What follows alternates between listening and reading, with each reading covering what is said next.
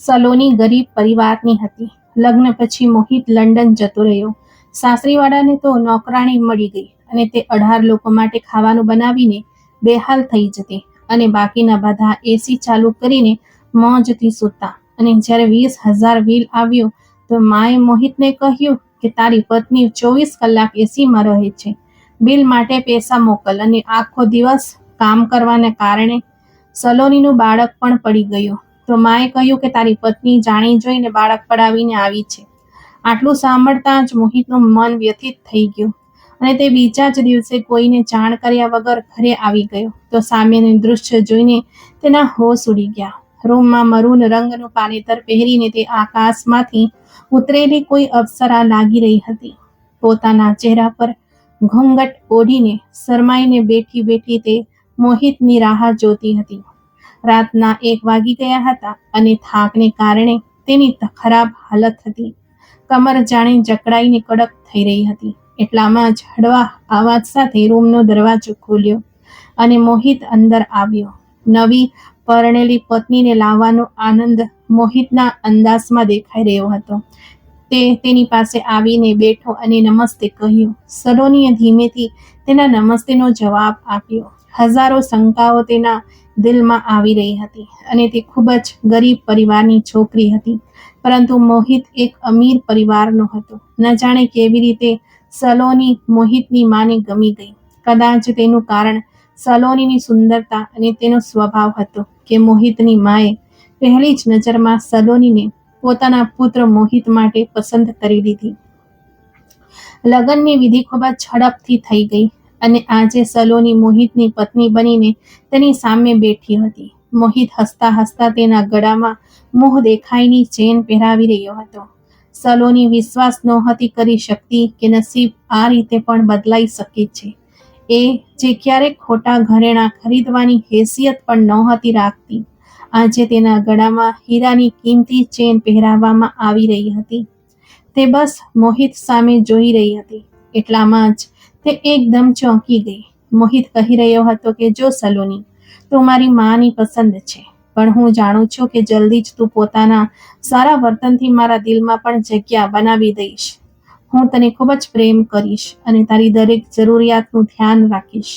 પણ આના બદલામાં હું તને ફક્ત એક જ વાત કહું છું કે તું મારા પરિવારની પૂરા દિલથી સેવા કરજે અને મારી માની સામે ક્યારેય જીભ ના ચલાવતી.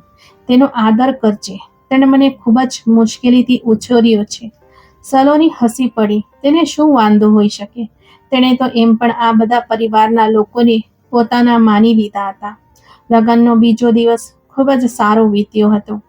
સલોની પણ કિસ્મતના પલટાથી ખૂબ જ આશ્ચર્યમાં હતી. તે થોડા દિવસો ખુશીમાં ઝૂલતા ઝૂલતા વીત્યા અને મોહિતનો જોબ પર પાછા જવાનો સમય આવી ગયો. તે લંડનમાં નોકરી કરતો હતો અને લગ્નની રજાઓ લઈને ઇન્ડિયામાં આવ્યો હતો. સલોની ખૂબ જ ઉદાસ હતી, પણ તેને પોતાના દિલ પર પથ્થર મૂકી દીધો. તેણે વિચાર્યું કે મોહિત જાય છે તો શું થયું? આખરે આ બધા તો મારા પોતાના તો છે. મોહિતની માનું વર્તન સલોની સાથે ખૂબ જ સારું હતું. તે ખૂબ જ પ્રેમથી તેની સાથે વાત કરતી હતી, પણ સલોનીને એક વાત સમજાતી નહોતી કે જ્યારે પણ મોહિત આસપાસ ન હોય ત્યારે તેના સાસુ તેને ગંભીર નજરે જોતા જ રહેતા. સલોનીને લાગ્યું કે આ તેનો વહેમ હશે. મોહિત સલોનીને ઘણા બધા વચનો આપીને ત્યાંથી ચાલો ગયો અને તે પોતાના ઉદાસ મન સાથે એકલી પડી ગઈ. પરંતુ તે નહોતી જાણતી કે તેના જીવનમાં કેવી મુસીબત આવવાની છે. મોહિતની નાની બહેન ગુંજનનો સંબંધ નક્કી થઈ રહ્યો હતો. દર દિવસે તેની સાસરીવાળા આવતા. આજે મોહિતના ગયા પછી તે પહેલી વાર આવી રહ્યા હતા. સવારે સલોની પોતાના રૂમમાં સૂઈ રહી હતી ત્યારે અચાનક જોરદાર અવાજ સાથે દરવાજો ખોલ્યો. ઉઠો મેડમ, ક્યાં સુધી સૂઈ રહેવાનું છે? આખો દિવસ પથારીમાં જ પસાર કરીશું કે શું? ગુંજનના સાસરીવાળા આવી રહ્યા છે. ઉઠીને તેમના માટે કંઈ ખાવા પીવાની વ્યવસ્થા કર. મારા પુત્રને તો ભગાડી દીધો છે. હવે અમારે તો કોઈક રીતે રહેવું જ પડશે ને. ઝડપથી રસોડામાં આવ. સલોનીએ આશ્ચર્યથી ઉઠીને જોયું તો તે તેના સાસુ હતા. તે તેમના વર્તનથી ખૂબ જ આશ્ચર્યચકિત થઈ, પરંતુ તેણે કંઈક ન કહ્યું ને ચૂપચાપ હાથ મોઢું ધોઈને રસોડામાં આવી ગઈ. હજુ સવારના 7 વાગ્યા હતા. તેના સાસુએ તેને આખા પરિવાર માટે નાસ્તો બનાવવાનો આદેશ આપી દીધો. તે ચૂપચાપ નાસ્તો બનાવવા લાગી. તમામ પરિવારના સભ્યો હજુ મોજથી સૂઈ રહ્યા હતા. તેણે બધા માટે નાસ્તા બનાવ્યા, ચા બનાવી અને પછી જઈને જોયું તો હજુ સુધી બધા સૂઈ રહ્યા હતા. તેણે આગળ વધીને પોતાની નણંદને હલાવી. ઉઠ ગુંજન, ઉઠીને નાસ્તો કરી લે, મેં નાસ્તો બનાવી દીધો છે. ગુંજન જે ગાઢ નિદ્રામાં હતી તેણે તેના હાથને એકદમ જોરથી ધક્કો મારીને બોલી, બનાવી દીધો છે તો કોઈ એહસાન નથી કર્યું. ઉઠીને કરી લઈશું નાસ્તો. હવે લોહી ના પી, સૂવા દે. સલોનીને ખૂબ ખોટું લાગ્યું અને ચૂપચાપ તેના રૂમમાંથી બહાર નીકળી ગઈ. ત્યાર પછી તે પોતાના સાસુને શોધવા ગઈ તો અને જોઈ કે આશ્ચર્યચકિત થઈ ગઈ કે તેના સાસુ પણ એસીવાળા રૂમમાં શાંતિથી સૂઈ રહ્યા હતા. તે ચૂપચાપ બેઠક રૂમમાં આવીને બેસી ગઈ. ઘરના તમામ લોકો 12 વાગે ઉઠ્યા અને સલોનીએ શાંતિથી બધાને નાસ્તો પીરસ્યો. જ્યારે તેની નણંદે ડબ્બામાંથી રોટલી કાઢીને ખાવાનું શરૂ કર્યું તો મોઢું બગાડવા લાગી. મમ્મી, આ શું છે? રોટલી ઠંડી થઈ ગઈ છે. દાંત વડે ચાવી પણ નથી શકાતા. ગુંજને બીજી રોટલી ખાતા કહ્યું. એટલામાં જ સલોનીના સસરા બોલ્યા, મને તો તાજી રોટલી બનાવી આપ. મારાથી તો આ ઠંડા પરાઠા નહીં ખવાય અને ના ક્યારે મેં ખાધા છે. એક એક કરીને બધા લોકો ચાલુ પડી ગયા.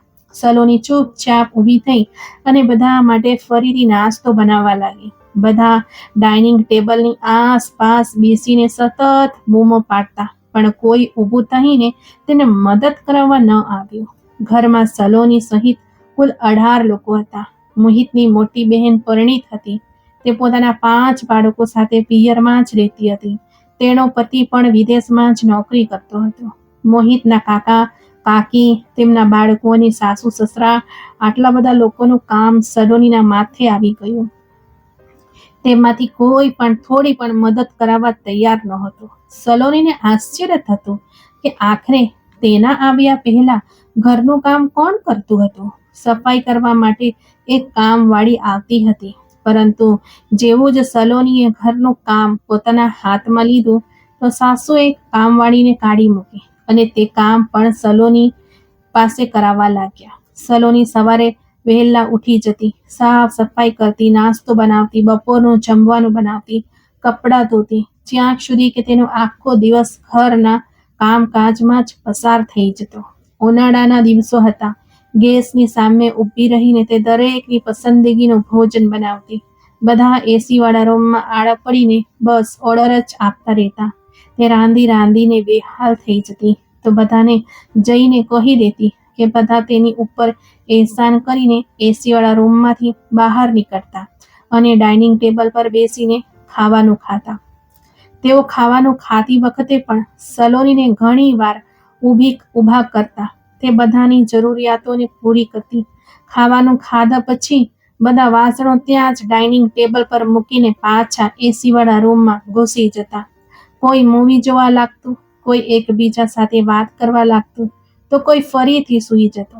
સલોની બેચારી ફરીથી ગંદા વાસણો ધોવામાં લાગી જતી. આ દિવસો દરમિયાન સલોનીની તબિયત ખૂબ જ ખરાબ રહેવા લાગી.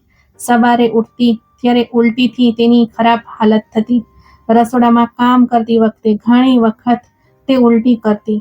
સાસુને ખબર પડી ગઈ કે મામલો કંઈક બીજો જ છે, પણ તેમણે સલોનીની સામે નામ પણ ન લીધું. એક દિવસ તો સલોનીની માં સંયોગથી તેને મળવા આવી તો સલોનીએ તેમને તેની ખરાબ તબિયત વિશે જણાવ્યું તો તે ચોંકી ગયા અને તેને નજીકની મહિલા ડોક્ટર પાસે લઈ ગયા. જ્યારે લેડી ડોક્ટરે ચેકઅપ કર્યું તો તેણે ખુશ ખબર આપી કે સલોની પ્રેગ્નેન્ટ છે. સલોની તો આશ્ચર્યચકિત થઈ ગઈ કે આટલી મોટી ખુશી તેના જીવનમાં આવી ગઈ અને તેને ખબર પણ ના પડી. તે ઘરે પાછી આવી. ડોક્ટરે આરામ કરવાની અને ખાવા પીવાની સલાહ આપી. ડોક્ટરનું કહેવું હતું કે સલોનીમાં લોહીની ખૂબ કમી છે. સલોનીની માએ ઘરે આવીને સલોનીની સાસુને જણાવ્યું કે સલોની પ્રેગ્નેન્ટ છે અને ડોક્ટરે તેને આરામ કરવાનું કહ્યું છે. તે વધુ સારું રહેશે કે તમે કોઈ કામવાળી રાખી લો. સલોનીની સાસુએ ખૂબ ખુશ થવાનો ઢોંગ કર્યો અને કહેવા લાગ્યા, હા હા બહેન, આ તો મારી દીકરી જેવી જ છે, તો હું તેને આવી હાલતમાં કેવી રીતે કામ કરાવી શકું? હું આજે જ કોઈ કામવાળીની વ્યવસ્થા કરું છું. હા. સલોનીની મમ્મી તો સંતુષ્ટ થઈને ચાલા ગયા. સલોની જેવી જ આરામ કરવા માટે પલંગ પર આડી પડી કે તરત જ તેના સાસુ આવી પહોંચ્યા અને કહ્યું, સલોની, અમુક મહેમાનો આવ્યા છે, હો, ઊભી થઈને તેમના માટે ચાની વ્યવસ્થા કર અને વધારે પડતું સૂવાની જરૂર નથી, હો. આ સ્થિતિમાં પણ કામ કરવું એમ પણ સ્વાસ્થ્ય માટે સારું જ હોય છે. મેં પણ સાસરિયામાં બધાનું ઘણું બધું કામ કરીને બાળકો પેદા કર્યા છે, તો કોઈ નવાઈનું બાળક પેદા નથી કરી રહી કે પથારીમાં પડી રહેવું પડે. સલોની આશ્ચર્યથી તેમની સામે જોઈ રહી, પણ તે કોઈક ન બોલી અને ચૂપચાપ ઊભી થઈને મહેમાનો માટે ચાની વ્યવસ્થા કરવા લાગી. તેના પ્રેગ્નન્સીના સમાચારથી પરિવારના લોકોને કોઈ ફરક ન પડ્યો. તેમને તો કામકાજ માટે નોકરાણીની જરૂર હતી, તેથી તેઓ ગરીબ પરિવારની છોકરી લગ્ન કરીને લાવ્યા હતા. સલોની ખરાબ તબિયત હોવા છતાં પણ આખો દિવસ કામ કરતી રહેતી. આખરે તેની હિંમત જવાબ આપવા લાગી. તે રાત્રે જ્યારે મોહિતનો ફોન આવ્યો, તેણે કોશિશ કરી કે તેને કહી દે કે ઘરમાં વધુ પડતા કામકાજના કારણે તે પરેશાન થઈ રહી છે. પરંતુ જેવું તેણે મોહિતને એ કહ્યું કે તેની બહેનો રસોડામાં તેની મદદ નથી કરાવતી, તો મોહિત અચાનક ગુસ્સે થઈ ગયો અને કહેવા લાગ્યો, હું આટલો દૂર આવીને તમારા બધા માટે રાત દિવસ કામ કરી રહ્યો છું અને તમારા લોકોની નાની નાની ઘરેલું વાતો દર વખતે મને કહીને પરેશાન કરો છો. મારી બહેન આજે છે, કાલે તે લગ્ન કરીને પોતાના ઘરે જતી રહેશે, તો તું જો થોડું કામ કરી લઈશ તો એમાં શું વાંધો છે? મોહિતની વાત સાંભળીને સલોની સ્તબ્ધ થઈ ગઈ. જેને તે થોડું કામ કહી રહ્યો હતો, એ કામોમાં તે સવારે 5 વાગ્યાથી લઈને રાતના 1 વાગ્યા સુધી વ્યસ્ત રહેતી હતી. તેને સમજાઈ ગયું કે મોહિતને ફરિયાદ કરવાનો કોઈ ફાયદો નથી. સાસુ અને નણંદોનું વર્તન ખરાબમાં ખરાબ થતું રહ્યું હતું.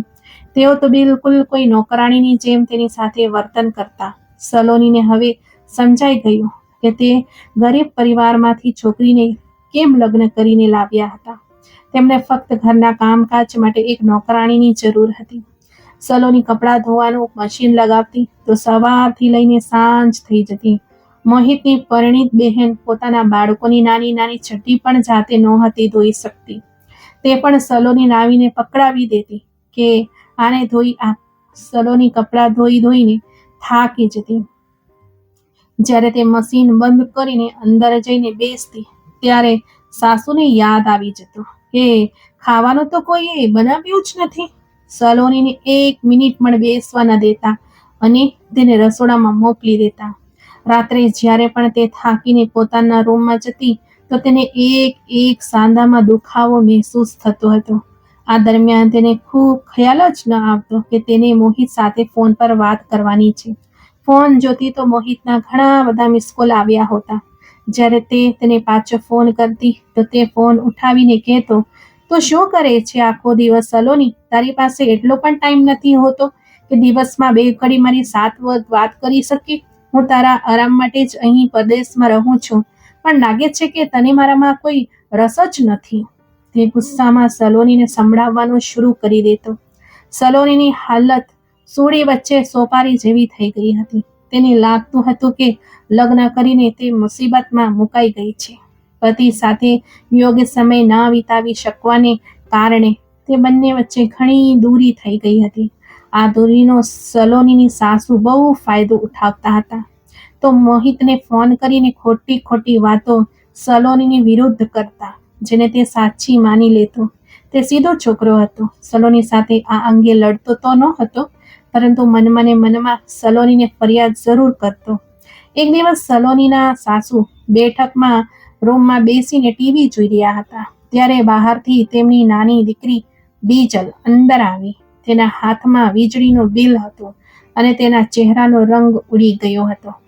મમ્મી, આ જો, પૂરા 20,000નું લાઇટ બિલ આવ્યું છે. જો ભાઈને ખબર પડી તો તે બહુ ગુસ્સે થશે. તેણે જતી વખતે કહ્યું હતું કે તેણે નવો કામ માટે પૈસા બચાવવાના છે, તેથી આપણે પોતાના ખર્ચા થોડા ઓછા કરીએ. વીજળીની વાત સાંભળીને તેની માં ચોંકી ગઈ અને બિલ તેના હાથમાંથી લઈને જોવા લાગી. તેમના ચહેરા પર આશ્ચર્યની રેખાઓ સ્પષ્ટ દેખાતી હતી. ત્યારે અચાનક તેના મગજમાં એક વિચાર આવ્યો અને તેના ચહેરા પર સ્મિત આવી ગયું. તેણે બીજલ તરફ જોયું અને કહેવા લાગી, તો મોહિતને ફોન કરીને તો આપ. બીજલને કંઈક સમજાયું ન હોય તેવી રીતે મોબાઈલ કાઢીને મોહિતને ફોન કરી દીધો. જેવો જ મોહિતે ફોન ઉપાડ્યો તો તેની માં શરૂ થઈ ગઈ, અરે રે રે રે રે, મારો માસૂમ બાળક પરદેશમાં રાત દિવસ કામ કરીને પૈસા કમાઈ રહ્યો છે, પરંતુ તારી મહેનતનું કોઈ ફળ તને નથી મળતું. મારાથી મોટી ભૂલ થઈ ગઈ, મને માફ કરી દે દીકરા. હું એટલા માટે એક ગરીબ પરિવારની છોકરીને લગ્ન કરીને લાવી હતી કે જેથી તે રૂપિયાની કદર કરે, પરંતુ સલોની તો એટલી ખર્ચાળ છે કે તને કંગાલ બનાવીને જ રહેશે. મોહિતને કંઈક સમજાતું નહોતું કે માં શું કહી રહી છે. તેથી તેણે કહ્યું, મમ્મી પણ થયું શું છે એ તો બોલ, શું કર્યું સલોનીએ?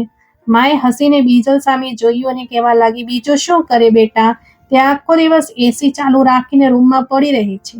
જો હું કંઈ પણ કહું છું તો તે રડવા માંડે છે કે હું પ્રેગ્નેન્ટ છું, મારાથી કંઈ કામ નથી થતું અને ગરમી વધારે લાગે છે. તેની હાલતના કારણે હું પણ વધુ કડકાઈથી નથી બોલતી, પરંતુ સાચું તો એ જ છે કે રાત દિવસ એસી ચલાવવાના કારણે લાઇટ બિલ 20,000 આવી ગયું છે બેટા. તારા પપ્પા પાસે તો પૈસા નથી, હવે તારે જ પૈસા મોકલવા પડશે. બિલની રકમ સાંભળીને જ તો મોહિતના હોશ ઉડી ગયા, પણ હવે તે શું કરી શકે? તેણે માને ખાતરી આપી કે તે પૈસા મોકલી દેશે, પરંતુ તેના મનમાં સલોનીની વિરુદ્ધ એક ગાંઠ પડી ગઈ. બીજા દિવસે જ્યારે સવારમાં સલોની સિવાય બધા લોકો સૂઈ રહ્યા હતા તો મોટી નણંદના સાસરીવાળા આવી ગયા. સલોનીએ જઈને બધાને જગાડ્યા તો ઊંઘ ભરેલી આંખો સાથે બધા ઊભા થઈ ગયા, પરંતુ દરેકનો મૂડ ખરાબ હતો. ગુંજનના સાસરીવાળા ઈચ્છતા હતા કે તેમને ખીરપુરીનો નાસ્તો કરાવવામાં આવે. બિચારી સલોનીના જ માથે આવ્યું. જ્યારે તેના સાસુએ તેને આદેશ આપ્યો કે તમામ કામ છોડ, સૌપ્રથમ ગુંજનની સાસરીવાળા માટે સરસ ખીરપુરી બનાવ. તે દિવસે સલોનીને સવારથી ચક્કર આવી રહ્યા હતા, પણ તે ચૂપચાપ રસોડામાં જતી રહી અને પૂરીઓ બનાવવા લાગી. ખૂબ જ ગરમી હતી અને પરસેવો ટપકી રહ્યો હતો. એટલી વારમાં જ ન જાણે તેને શું થયું કે અચાનક તેને ખૂબ ચક્કર આવ્યા અને તે બેભાન થઈને જમીન પર પડી ગઈ. જોરથી પડવાનો અવાજ સાંભળીને બેઠક રૂમમાં બેઠેલા બધા લોકો રસોડા તરફ દોડ્યા. ત્યાં સલોની જમીન ઉપર બેભાન અવસ્થામાં પડી હતી. તેની આસપાસ એક લોહીનું તળાવ બની ગયું હતું. સલોનીની સાસુના હોશ ઉડી ગયા. તેમને ખાતરી થઈ ગઈ કે જ્યારે મોહિતને ખબર પડશે કે સલોનીનું તો બાળક પડી ગયું છે તો મોહિત ખૂબ ગુસ્સે થશે. તેમને સલોનીને હોસ્પિટલ લઈ જવા કરતાં પોતાનું જૂઠ પકડાઈ જવાની વધુ ચિંતા હતી. ગુંજનના થવાવાળા સાસુએ બૂમો પાડીને સલોનીને હોસ્પિટલ પહોંચાડી દીધી. જ્યારે તેની આંખ ખુલી અને તેને ખબર પડી કે તેનું બાળક દુનિયામાં આવતા પહેલા જતું રહ્યું છે તો તેના પર દુઃખનો પહાડ તૂટી પડ્યો, પરંતુ તે ન હતી જાણતી કે તેની વિરુદ્ધ એક બીજું ષડયંત્ર તૈયાર છે. એ જ સાંજે સાસુ તેની રજા લઈને હોસ્પિટલમાંથી તેને ઘરે લઈ આવ્યા. જ્યારે સલોનીના પરિવારજનો આવ્યા તો સલોનીએ તેમને કંઈક ન કહ્યું. તેના બદલે વાત બદલી નાખી કે તે સીડી પરથી પડી ગઈ હતી, તેથી બાળક પડી ગયું. તેની આંખો વારંવાર આંસુઓથી ભરાઈ જતી હતી. તેના પરિવારના સભ્યો જતા રહ્યા હતા. સલોનીના સાસુએ એકવાર ફરી તેને ચા બનાવવાનું કહ્યું. તે વાતનો અહેસાસ કર્યા વગર કે હમણાં જ તે હોસ્પિટલમાંથી ઘરે આવી છે. સલોનીને ખૂબ દુખાવો હતો, પરંતુ તેમ છતાં પણ તે હિંમત કરીને ઊભી થઈ અને રસોડામાં જતી રહી. તે જાણતી હતી કે આ ઘરમાં તેની કોઈ હેસિયત નથી. તેનો પતિ તેની વાત ઉપર વિશ્વાસ નથી કરતો અને અહીંયાના જે લોકો હતા તેમને વહુ નહીં નોકરાણી જોઈતી હતી. સલોનીના સાસુએ મોહિતને ફોન કરીને જણાવી દીધું હતું કે સલોની અત્યારે બાળક નથી ઈચ્છતી, તેથી તેણે જઈને બાળક પડાવી દીધું છે. મોહિતનું તો લોહી ઉકળી ગયું. તેનું મન થયું કે અત્યારે જ આ સમય જઈને સલોનીનું ગળું દબાવી દે. તેણે કંઈ પણ બોલ્યા વગર ફોન મૂકી દીધો. સલોનીના સાસુને સંતોષ થયો કે મોહિતને સચ્ચાઈ ખબર નથી પડી, પણ બીજી તરફ મોહિતે પોતાની એ જ દિવસની ટિકિટ બુક કરાવી લીધી હતી. પોતાનું બધું કામ છોડીને તે બીજા દિવસે ઇન્ડિયા પહોંચી ગયો. તેનો ઈરાદો હતો કે જતાની સાથે જ સલોનીને છૂટાછેડા આપીને પોતાની જિંદગીમાંથી કાઢી મૂકશે, કોઈને કંઈ કહ્યા વગર. ઉનાળાની ધગધગતી બપોરના સમયે તે ઘરનો દરવાજો ખોલીને અંદર આવ્યો. ખાવાનું બનાવીને ખુશ્બુ તેના નાકમાં ગઈ કે આટલી તીવ્ર ગરમીમાં મારી માં બેચારી રસોડામાં કામ કરી રહી છે અને સલોની અંદર એસીવાળા રૂમમાં આરામ કરી રહી હશે. તે એ લાયક જ નથી કે તેને પોતાના જીવનમાં રાખું. આજે જ હું તેને છૂટાછેડા આપીને ઘરમાંથી કાઢી મૂકીશ. જે સ્ત્રી મારા પરિવારનું સન્માન નથી કરતી તેને મારા જીવનમાં રહેવાનો કોઈ અધિકાર નથી. તીવ્ર ગુસ્સામાં આ વિચારીને મોહિત તે સમયે રસોડામાં પ્રવેશ્યો તો તેના પગ નીચેથી જમીન સરકી ગઈ. સામે ઊભી સલોની જમવાનું બનાવી રહી હતી. જેણે બંને ગેસ ઉપર એક કુકર મૂકી હતી. તેના કપડાં પરસેવાથી ભરેલા હતા. તેને યાદ આવ્યું કે મમ્મીએ તો તેને કહ્યું હતું કે ગઈકાલે જ સલોનીએ બાળક પડાવ્યું છે પોતાની મરજીથી. તે બાળક પડાવ્યા પછી બીજા જ દિવસે રસોડામાં ઊભી રહીને કામ કેવી રીતે કરી રહી હતી? તે વારંવાર પોતાની કમર પર હાથ મૂકતી હતી, જાણે તેને બહુ દુખાવો હોય. ક્યારેક કપાળથી પરસેવો સાફ કરતી. તેણે એક બાઉલમાં ઘણો બધો લોટ કાઢીને મૂક્યો હતો. કદાચ તેને હજી લોટ બાંધવાનો હતો. જરૂર પછી તેણે રોટલી પણ બનાવવી પડશે. મોહિતને કોઈ ગડબડનો અહેસાસ થયો. મોહિત એક બુદ્ધિશાળી છોકરો હતો. કોઈ આવાજ કર્યા વિના તે અંદર જતો રહ્યો. અંદર આખા ઘરમાં ખામોશી હતી.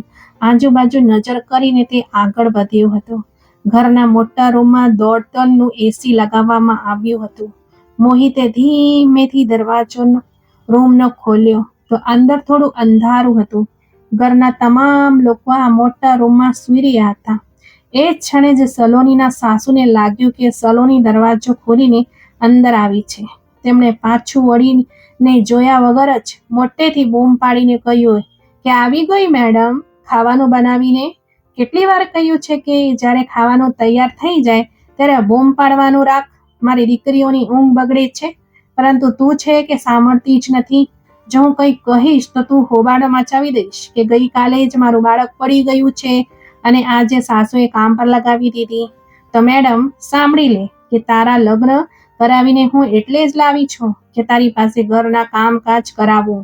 નહીતર મને તારા જેવી ગરીબ છોકરીની કોઈ જરૂર ન હતી. મારા પુત્ર માટે તો એકથી એક ઊંચા પરિવારના સંબંધો આવતા હતા. હવે જા અને જઈને ઘરનું ખાવાનું રાંધ અને ત્યાર પછી ઘરની સાફ સફાઈ પણ કરી નાખજે. ગુંજનની સાસરી બેડા આવવાના છે. તેમના માટે કમસે કમ 6-7 વાનગીઓ બનાવજે. છેલ્લી વખતની જેમ 3 પ્રકારની વાનગીઓ બનાવીને સામે ન મૂકી દેતી. સલોનીના સાસુ પોતાના જ વિચારોમાં બોલતા રહ્યા. એ જાણ્યા વગર કે દરવાજા પર મોહિત ઊભો છે. મોહિત પર તો જાણે પહાડ તૂટી પડ્યો. આટલું કહીને સલોનીના સાસુ ફરી સૂઈ ગયા. મોહિતે આજુબાજુ જોયું તો ઘરના તમામ લોકો સૂતા હતા. ફક્ત એક સલોની જ હતી જે આ કાળઝાળ ગરમીમાં રસોડામાં આ બધા માટે ભોજનની વ્યવસ્થા કરી રહી હતી. તે જાણી ગયો હતો કે તેની ગેરહાજરીમાં તેની પત્ની સાથે કેવો વ્યવહાર કરવામાં આવે છે. તે શરમ અનુભવીને ચૂપચાપ પાછો વળી ગયો. રસોડામાં સલોની હજુ સુધી ખાવાનું બનાવી રહી હતી. મોહિત તેની નજીક જઈને જોયું તો તે પરસેવેથી ભીગેલી હતી અને ધીરે ધીરે ધ્રુજી રહી હતી. ગઈકાલે જ તેનું બાળક પડી ગયું હતું અને આજે તે 18 લોકોનું ખાવાનું બનાવી રહી હતી. આ અત્યાચારથી મોહિતની દિલ એકદમ દુઃખી થઈ ગયો. તેણે સલોનીને બોલાવી. તેની આંખો આંસુથી ભીની હતી. મોહિત કંઈ બોલ્યા વિના જ તેની સામે હાથ જોડી દીધા. મને માફ કરી દે સલોની, મારી આંખો પર બાંધેલી પટ્ટી ઉતરી ગઈ છે. તેણે સલોનીનો હાથ પકડ્યો અને તેને રૂમમાં લઈ ગયો. માએ જ્યારે મોહિતને અચાનક જોયો તો તે સ્તબ્ધ થઈ ગઈ. તે ઝડપથી ઊભી થઈને તેની પાસે આવી અને કહ્યું, બેટા તું ક્યારે અને કેવી રીતે આવ્યો અચાનક? જણાવ્યું પણ નહીં. મોહિતે કહ્યું, મમ્મી તે મારી પત્ની સાથે સારું ન કર્યું.